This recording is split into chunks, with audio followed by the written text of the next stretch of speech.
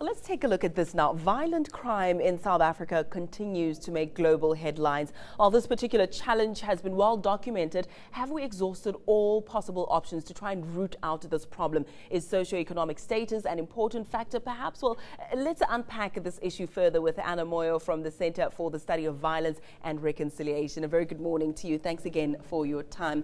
Now, we know that any crime can happen absolutely anywhere, but are there particular patterns or trends, for a lack of a better word, trends of criminal behavior that are prevalent in a specific type of community?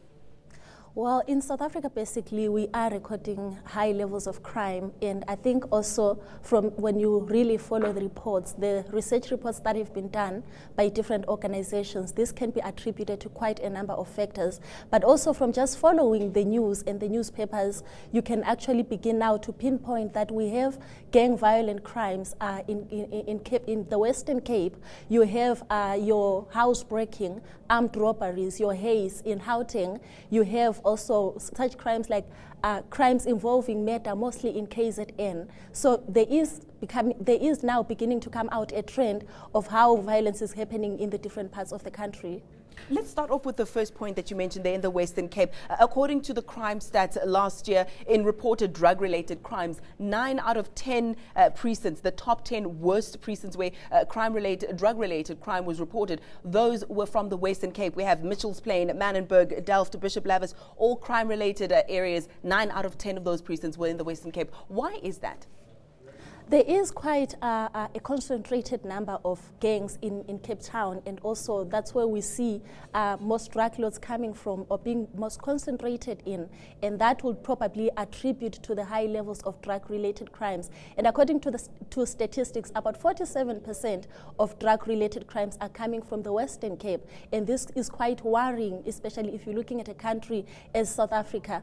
And now there is need actually for now the police to begin to profile such reports, to use such reports to profile crime and to begin to channel resources to deal adequately with crime as it arises in each part or in each community in the country. I also want to take a look at KZN. You did mention briefly about the crime stats in that area as well. The scourge of elderly women being raped, though, that has been prevalent in many rural areas. I have a long list here. Mako Village in the northwest, Mantabelo in the Northern Cape. We have the Kwasiyamane in KwaZulu-Natal Midlands. What is it about the rural areas that we're seeing? Is it the isolation that gives rise to such crimes? It could be the isolation that gives rise to the crime, but also it could also be the fact that, and if you really follow this, you'll see that it happens mostly in rural areas, and the women who are being raped are elderly women, the 84-year-olds, the 90-year-olds, the 92-year-olds who are being raped. And if you really look at the people who perpetrate this kind of crime, it will be people who are on parole or people who've come out of prison who are committing this kind of crime. So there is need really for the police to begin to profile this and to begin to follow this and actually to begin to use these statistics and as they appear in the news to begin now to deal with this crime adequately. Now, when we take a look at these root causes and how they're leaving trails, paper trails or particular trends about different crimes in the country, do you think police are starting to make enough use? You've just mentioned that they need to use them even more, but are they defining enough the root of the crime as opposed to just treating the crime itself? I think there is a general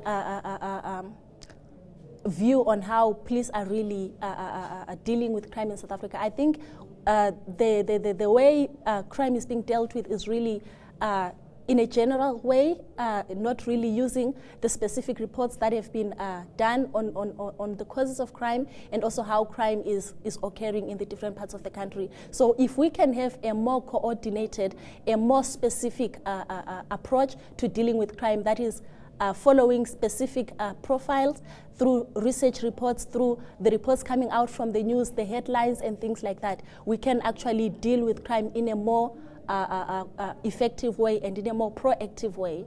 And how do we South Africans empower ourselves and make sure that we do stay safe when we go into an area that is well known to be maybe a drug hotspot or maybe a high road fatality area? How do we as South Africans equip ourselves with that knowledge and begin to use it?